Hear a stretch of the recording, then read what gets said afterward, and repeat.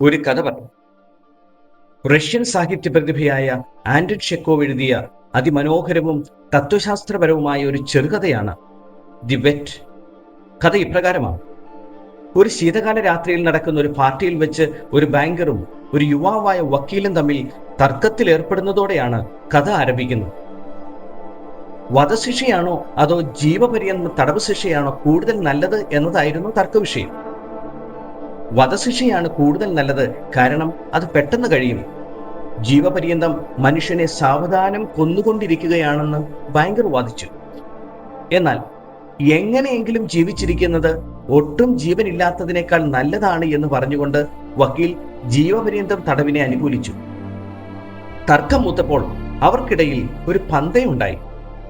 15 വർഷം പൂർണ്ണമായ ഒറ്റപ്പെടലിൽ തടവിൽ കഴിയാൻ തയ്യാറായാൽ വക്കീലിന് 2 ദശലക്ഷം റൂബിൾസ് നൽകാമെന്ന് ബാങ്കർ വെല്ലുവിളിച്ചു. 2 ദശലക്ഷം റൂബിൾസ് എന്ന് പറഞ്ഞാൽ ഇന്ത്യൻ രൂപയിൽ ഏതാണ്ട് 20 ലക്ഷത്തോളം രൂപ വരും. വക്കീൽ അത് സ്വീകരിച്ചു. ബാങ്കറുടെ തോട്ടത്തിലെ ഒരു ചെറിയ ഔട്ട് ഹൗസിൽ വക്കീൽ തടവ് ജീവിതം ആരംഭിച്ചു. മറ്റാരുമായും സംസാരിക്കാനോ കാണാനോ പാടില്ല. എന്നാൽ ജനാലയിലൂടെ താൻ എഴുതിയ കത്തുകൾ കൊടുക്കാനും പുസ്തകങ്ങൾ, വീഞ്ഞ്, സംഗീതം എന്നിവ ആവശ്യപ്പെടാനോ അയാൾക്ക് അനുവാദമുണ്ടായിരുന്നു. ബാങ്കർ അത് അനുവദിക്കുകയും ചെയ്തു. 15 വർഷത്തെ തടവുകാലം. ആദ്യ വർഷങ്ങളിൽ വക്കീൽ കടുത്ത ഒറ്റപ്പെടലും വിഷാദവും അനുഭവിച്ചു. പിയാനോ വായിച്ചും ലഘുവായ പുസ്തകങ്ങൾ വായിച്ചുമാണ് അയാൾ സമയം കളഞ്ഞത്. വർഷങ്ങൾ കടന്നുപോയപ്പോൾ അയാൾ ഭാഷകൾ, ചരിത്രം, തത്വശാസ്ത്രം, ശാസ്ത്രം എന്നിവ ആഴത്തിൽ പഠിക്കാൻ തുടങ്ങി. പിന്നീട് വിശുദ്ധ ഗ്രന്ഥങ്ങളും ഒടുവിൽ പ്രപഞ്ചശാസ്ത്രവും അയാൾ വായിച്ചു തീർന്നു. ലോകത്തിലെ ഏറ്റവും മികച്ച അറിവുകളെല്ലാം അയാൾ ആ മുറിയിലിരുന്ന് സ്വന്തമാക്കി.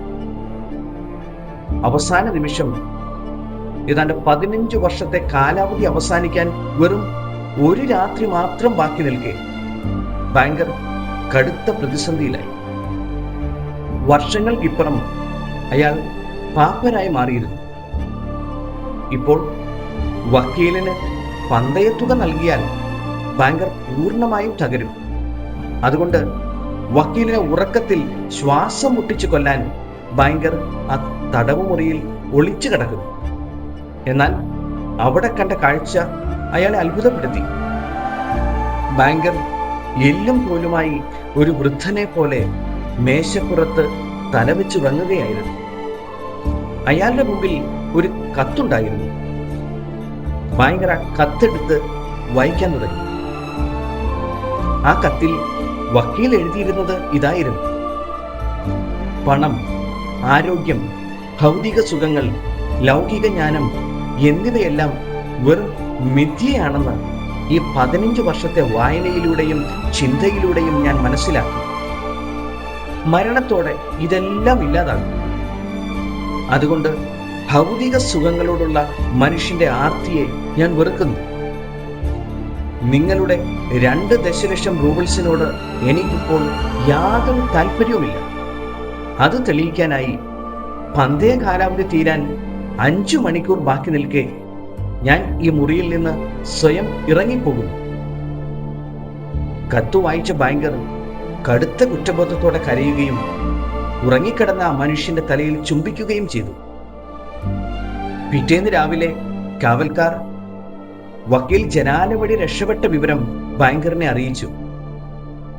പന്തയത്തുക നഷ്ടപ്പെടാതിരിക്കാൻ ബാങ്കർ ആ കത്തെടുത്ത് തന്റെ ലോക്കറിൽ സുരക്ഷിതമായി സൂക്ഷിച്ചു. ഇതോടെ കഥ അവസാനിക്കുകയാണ്.